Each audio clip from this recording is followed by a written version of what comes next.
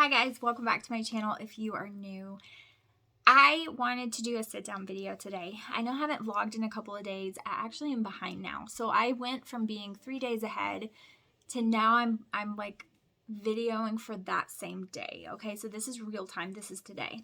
And I've just been, Killian breaking his arm and us having to spend all day at the doctor and then all day doing this and all day doing this and like things just being really chaotic right now. It's just got me in a rut, and I wanted to just talk to you guys and be like super real with you because like I said in my goal video, and like I've said a million times on this channel, on my other channel, on any time I am in front of the camera, I just want to be real with you guys, and that's why I do YouTube to begin with, and this is as real as it gets, okay? So I've been on the struggle bus for a while, probably for about hardcore for about 2 to 3 weeks. I've been on the serious struggle bus, and I'm talking about the struggle bus where you just want to crawl in a dark corner and you want to hide and cry, and that's basically the truth of it. I have been miserable. I have been in a bad mood. Basically, it's mostly because I don't sleep, and this is a really hard time in Jensen's development stage where he just doesn't sleep. He has acid reflux, and there's been talk about medication, but I'm trying to try all of the avenues before that, because with that medication he gets dependent on it, and then when you try to get him off of it, you have to wean them off, and you have to give it to him at the same time every single day at the same thing, or you have to start all over again, and it basically restarts his symptoms, and I just don't like that. There's just something in me that just doesn't set with me very well, and I want to try all the other avenues and all other possibilities before we reach that point. So that's what I'm trying to do.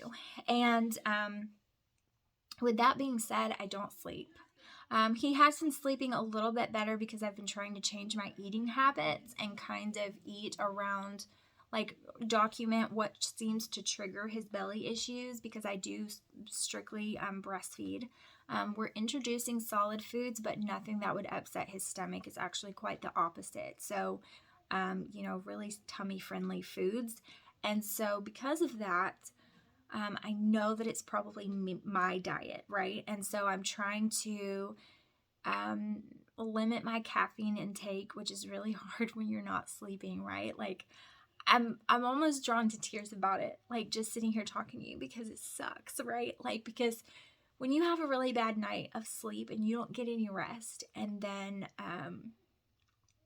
you wake up and you're dragging and you feel like a zombie, especially when you're a mom, because you can't do anything else about it, right? Like you can't take a nap, you can't do the things because you have other children to take care of, and you have to keep going and keep doing. You're like, oh well, I'll just catch up the next night, right? Like I need to go to bed early and I need to do this. Well, I can't do that. And when you're me and you have a couple of kids who aren't really the greatest sleepers, and you have another kid who is a night owl, and it's really hard to get him to go to bed, right? Like no matter what you've tried, all the sleeping routines and all of the everything, even like his doctors prescribed him and suggested like sleep medication and all kinds of things. Like when you do that and it still doesn't work, and you know that you have to deal with those kiddos as well as the baby, and the baby doesn't sleep because his tummy hurts worse at night, and so it takes forever to get him to lay down, and you feel like there's no hope. Like there's just no hope. Like you're never gonna get a rest, you're never gonna be able to sleep, you're never gonna get caught up, you're never gonna stop feeling this way. And sleep deprivation is a real thing, and it really sucks, like really bad. People that have insomnia or people that have anxiety and it makes it hard for them to sleep, like I feel for them, because it really does suck really bad.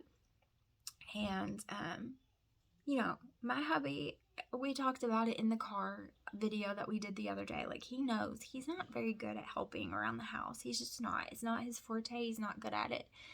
If I asked him to build me, if I said build me washi shelves, he would build me washi shelves. If I ask him to build me a bed, he'll build me a bed in 2 seconds, or shelving, or what. If I ask him to do anything, he's all for it. But when it comes to helping me in the house and taking the load of the kids and the everyday chores of the kids, it's just not his forte.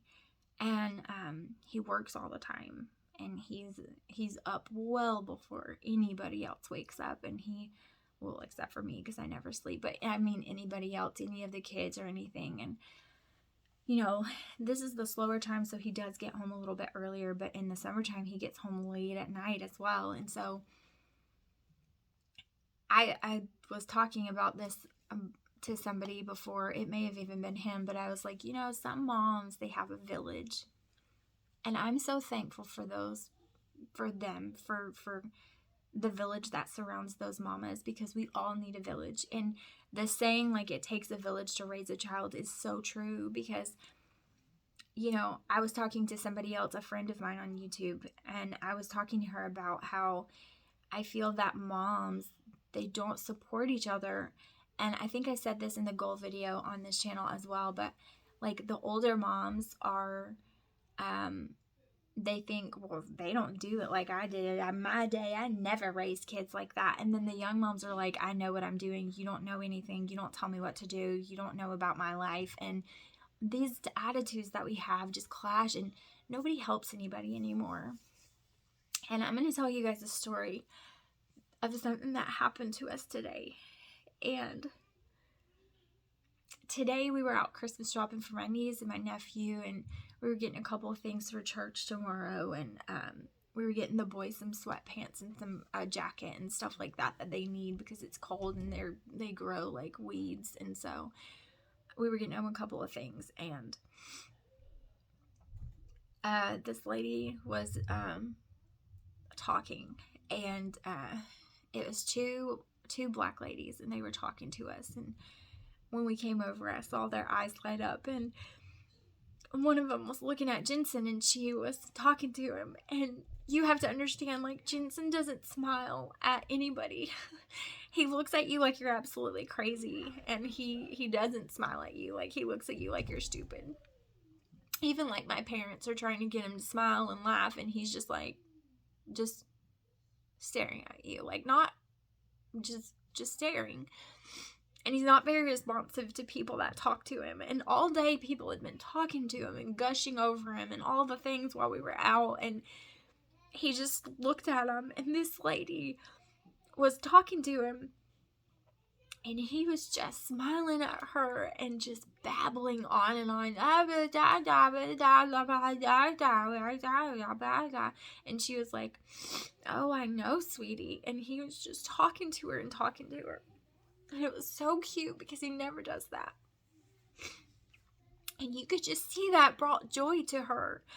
And she was like, oh my goodness, 5 boys. And I mean, that's the reaction we get when we go anywhere, because we have all of the boys with us, and we have 5 of them. And Jaren's 11, Tristan's 9, Killian's almost 6, Lark's 3 next month, and then we have Jensen, who's 8 months. So it's literally like a stair step of boys trailing around all over the place. And it was busy in there, and there were so many people last minute shopping and all the things. And these women were sitting in there, and they were just talking and chatting away with us. And she was talking about how she really wanted a whole house full of boys, and that's what she wanted so much. Like, in her heart, she just longed for a whole house full of boys. But God only blessed her with 1 baby, and she could only have 1 kid, and it was a boy, but she could only have the 1. And she was talking about how, I know that it's really hard, and I know that you, bless your heart, because I told her, that we homeschool. And I was like, yeah, when she said she wanted a house full, I was like, yeah, well, we definitely have a house full, and we homeschool, so it's always a house full. And she was talking about how, I know that it's hard, and I know that it must be crazy. She was like, but you're truly blessed. And I am, and I know I am, and I would never take it for granted, ever, ever, don't get me wrong, no matter the stress or how hard it is or lack of sleep or all of the things, like, I would never take it for granted. Not one day do I ever take it for granted. But I could just see the joy that they were bringing her, and Alaric was waving at her and talking to her, and we walked away, and, you know, I was looking for all the pants, and TJ Maxx is great for name brands for less, you know what I mean, and boys are hard on clothes, and so I always am looking through the racks, and sometimes they have great stuff for boys, and sometimes they have nothing. Like, the girl aisles are 5 aisles, and the boys are like 2, and so I was looking for everybody some pants, because, God, they're so tall, and they're growing out of things so quickly, and so we thought she went away because we had walked away, and she came up to Joshua and she said, "Get your wife over here." And so I came over there, and I was like, "What?" And I thought that she was gonna pray with us, because she was like, "Give me your hands." And I thought she was gonna pray with us, and if you know us, we're a Christian family, so that's not surprising to me. You know, in TJ Maxx, laying hands on people and praying is not something that's odd to me at all in my life. I've grown up a pastor's kid my whole life. It's not odd to me. And so I was more than willing. I handed her my hand, and she put a $100 bill in her hand, and she said, "I want you could have this. You be good to those boys. You get something for the boys. You take care of those boys. You've made my day and brought joy to me." And you guys, it's not that we needed it, because that's not the problem. It's really not. I mean, you know, we tried not to accept it. Like, no, not at all. Like, please don't do this. Like, no. And she said, "God told me to do it, and I want to bless you." And so I'm not crying because we needed it, because God knows we have needed it before, and God has provided. But that's not why I'm crying. I'm crying because that lady was so precious. And she was so precious enough that she enjoyed my babies. And with a complete stranger, she gave encouragement and love. And you guys, in this world that we're in right now, in this dark world where it's so crazy, there's hope, because there are people out there that are so sweet and so precious, and just a conversation with them brings joy to your life, and it touches your heart. And this lady, I don't know her name. I don't even know her name. I didn't get her name. I wish I did, but I say, "Please, can I just hug you? Can I please just hug you?"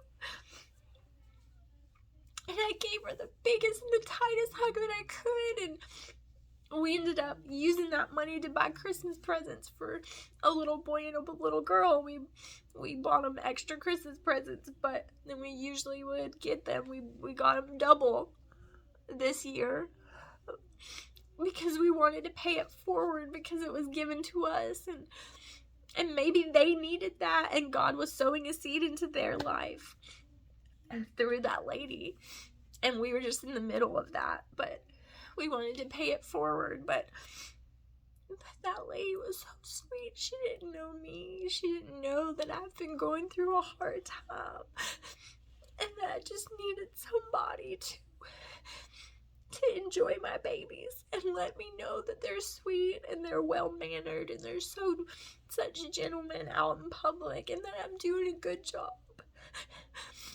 Because when you're a mama, you don't know you're doing a good job, right? Like, you don't get pats on the back or raises or rewards, or you don't get those things because you're just in the trenches every day, and they don't know any better. They don't know that you're being a great mom versus not a great mom, because all they've had is you, so you have nobody to tell you.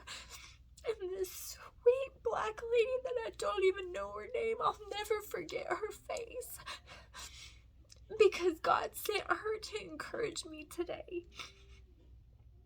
And I just want to share with you that if you are going through the ringer and you're a mommy, or you're going through a hard time, or you're depressed, or you're struggling, you're not alone.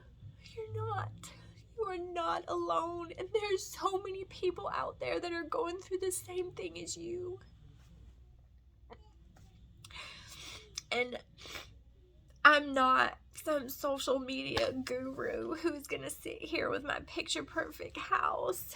I have laundry everywhere all the time that I have to do, and my husband makes big fat messes and leaves tea jugs in the middle of the floor, and I have to clean up after him, and I haven't been home all day, so I haven't cleaned a thing, and we're going to church tomorrow, so I'm not gonna clean again, and my house is gonna be obliterated by Monday morning, and I'm probably gonna show it to you.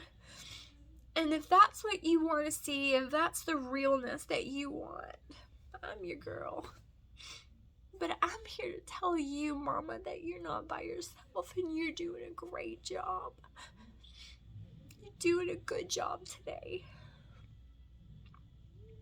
And I love and appreciate you, and your babies do too, and you were made to be their mama, and you were made to be their grandmother. You were made to be there for them and help raise them, because I just feel like there's a grandmama who needs to hear that too. And I know that it's hard sometimes, because God knows I'm going through it. I'm so tired, and I feel like I just have so much bottled up that I want to pour out, but I don't have the time. And God, I don't have the energy, Lord, I don't. But I'm here, and I'm here to talk to you guys. And that's why I have this channel. That's why I'm here. Because I just want to love on you, no matter how far away you are. So I appreciate you listening to my emotional ramblings, and I hope that you got something out of this video today. And I'm going to start vlogging again tomorrow. I sure hope. It's going to be chaotic tomorrow, but hopefully I'll start vlogging again tomorrow. But I appreciate you guys, and I thank you so much for watching and joining me in Vlogmas. It's been a journey, but you know, we're not too far away from the goalpost. And I'll see you guys in the next video. Bye, guys.